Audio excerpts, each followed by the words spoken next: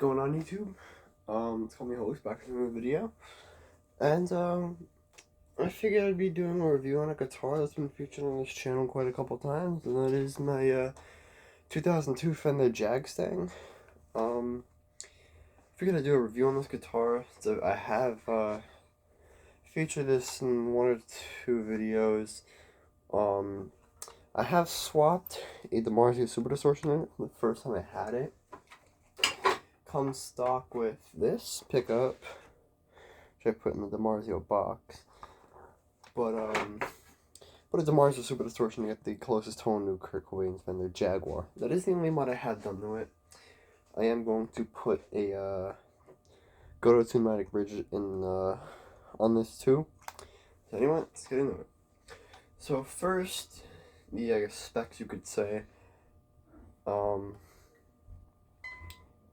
Has a bone nut.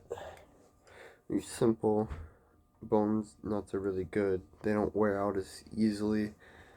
Classic vintage style tuners. An alder body, wood headstock, rosewood fingerboard, which is very nice to play with. Nothing really going on in the back besides the crafted in Japan models. It has designed by Kurt Cobain, crafted in Japan.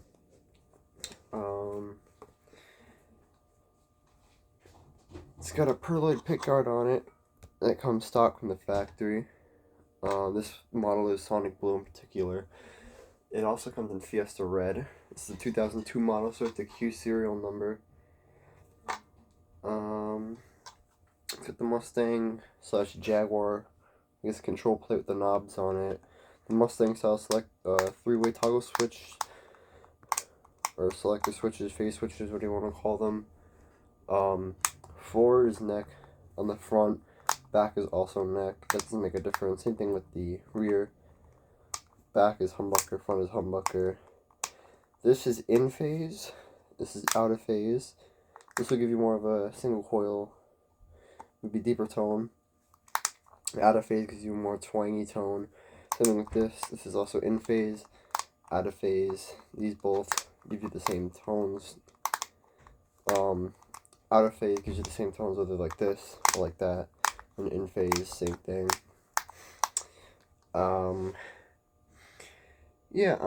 Also, thing that really stands out is just insanely funky, I guess, stretched out shape, which I personally love.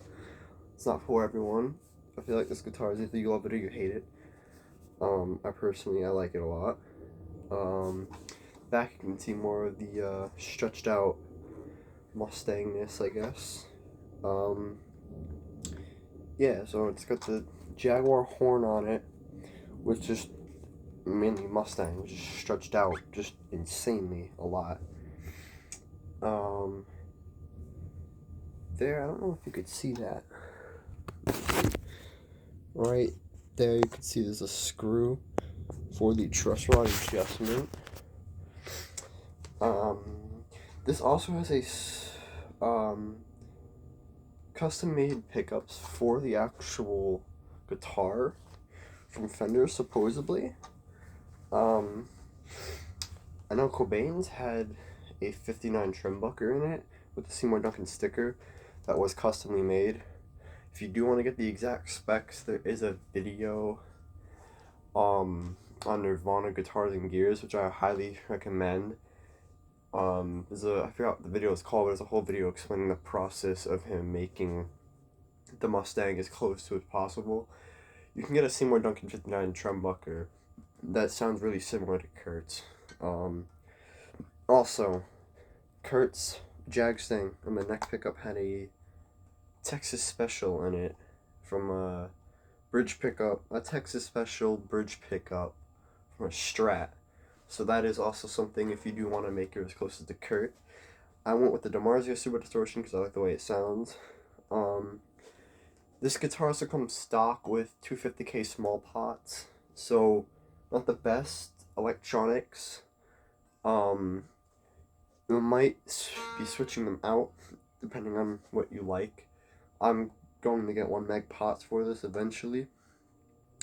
Also, another thing that I found out, if you guys do want to mod this, if anyone watching has a 2002 or a 90s jagstang, the 90s has bigger holes for CTS normal size pots, meaning for whatever reason, for some weird reason, the control plate here, this chrome piece, despite coming with small pots, has, you'll see what I mean if you open it up. I'm not going to open it up in this video, but if you take this off, there's a screw part that goes in, because there's a nut that screws on to hold it to the control plate. The 96 has wider holes, so you can actually put the normal size through. The 2002 Mustang Jagstangs, like mine, do not come with bigger holes. They're smaller. So that is something to look out for. You might need to get a new control plate. There's a place on eBay that sells them. A YouTuber, JQ, I like to watch a lot. He has a nice Nirvana guitar videos. He does a lot of like gear reviews and stuff. I'm not going to be playing it in this video. I do have other videos playing it, demoing.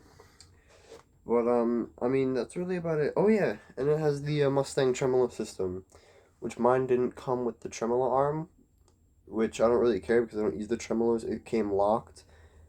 Mine did come with a locked tremolo system, which means, if you don't know, you can't use the tremolo, the whammy bar. It helps tuning stability. I never really used the tremolos, and I think it makes the string tension tighter because it's not. Technically, it's not like rocking back and forth, I guess you could say. Helps us stay in tune. And what else is I gonna say? Yeah, the made in Japan bodies are actually thicker than the made in Mexico's. If you look at them side by side. Actually, let me get my Jazz Master. This is made in Indonesia, but it's just like the made in Mexico. So, you see this here. And then you take these two. The Jagstang's a little bit thicker. I don't know if you could see that well, side by side. But it is a bit thicker. There's something to look out for, I guess. Doesn't really make a difference in playing. I've played both. I played a made in Mexico and Guitar Center, and I personally like the made in Japan thicker body better. It is also a little bit heavier. Surprisingly, for a small guitar, it is pretty heavy. I don't know exactly what it weighs, but it is pretty heavy. It is a 22, 24 inch scale, so it's a fairly short scale, so the string tension is not tight. I wouldn't say it's pretty loose. I know what people also do is they flip this cigar, the Mustang tailpiece, around so the strings can go straight through. That's what Kurt did. But if you see, so this angle's probably better. You put the strings through, coming in this direction, and then you take it and loop it underneath. You pull it, and then you tighten it up. This is how you string these. I'm running Dean Markley's, the strings that Kurt used on, I think, almost every guitar. Another thing you can do is you can put a Seymour Duncan in this. You can pretty much put any humbucker, it doesn't matter. I know the most popular ones are Seymour Duncan and DiMarzio's. DiMarzio's I feel like have a bigger sound, so yeah, I mean that's really it about this guitar. Nothing really much more I could say. It's a really nice build quality guitar. I think it is worth every penny. This one is mint condition. It's clean. The buy was really good.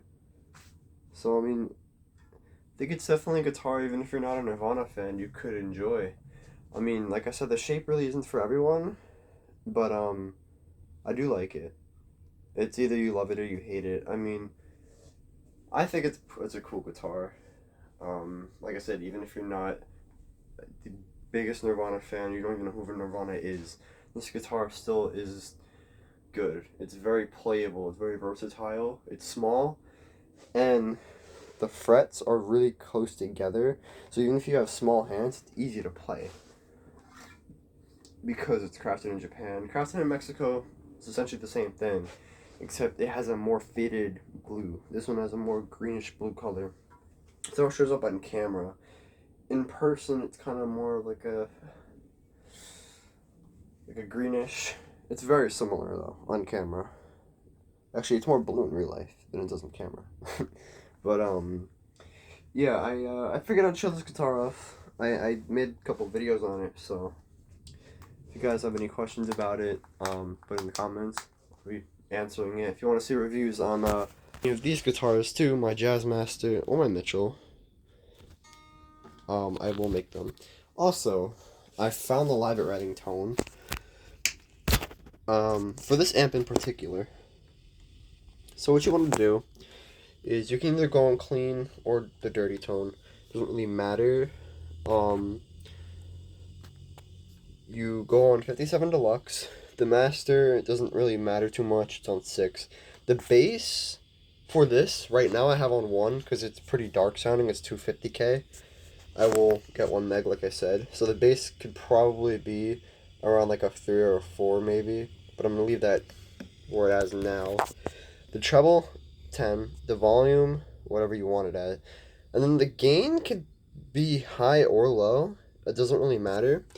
And then I'm running a Boss DS1 distortion with these settings.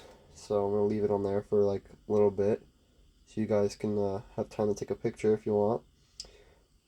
Give it like a more look like that. The distortion's maxed out. Tone is almost at 12. So like 1158-ish. Basically 12. I've experimented with going past this, and it just doesn't sound right. It comes out flat. Below this, it kind of sounds muffled. So, like, you want to sit maybe around there, or maybe around there. So, somewhere around here. The level can be, like, 75, and then maybe, like, maxed out, depending on what amp you have. And then also, oh yeah, here too. You can have this around there. It gives it a little echoey crowd ambience. Also, Kurt ran a Marshall Cab 4x12. I think it was called a 4x12. Correct me if I'm wrong. With vintage 1988 vintage something speakers. See if I can remember it. It's like G12 T75 vintage 1980s speakers. That is what he ran in his oh my god, sorry, his amp with a Mesa Boogie preamp. Mesa Boogie preamps are a little expensive, so he doesn't have that kind of money, but I think I worked out just fine with this, to be honest. I came pretty close. It sounds different in person than it does like through the phone, because I did make a video. But I mean, yeah, let's turn into a review of this to kind of get a rundown almost. But that's the tone settings for Live at Reading. I'll put it up here if you guys want to see it again. You can probably try this on your amp at home too. I'd say just experiment. Like, if you really want to get close to the tone and this doesn't work, try and get some like echoey reverb crowd ambience if you can. Definitely a Boss DS1/DS2. But mess around and put the treble really high and put the gain on the clean channel up a lot too. And the bass fairly low, because I don't think... Maybe you can turn it up depending on what pots you have, depending on how bright or dark your guitar is. That's really all I have for the tone and the guitar. So overall, if I had to rate this guitar, I'd rate it 10 out of 10, because it's just small guitar. It's versatile, but it's not too small. The length is really nice, and it plays like super good. Like the string is it's like butter. Definitely making more videos on this. If you're a Nirvana fan, it's the perfect guitar for you, especially with the DiMarzio on it. It's just a nice guitar. It comes together. This has a Cobain Jaguar signature, which I probably won't be making a review on, because I don't think I'm gonna end up getting that. I might make a project guitar. Do something with the Jazzmaster maybe. It's a thought. But anyway, that's really about it for this video.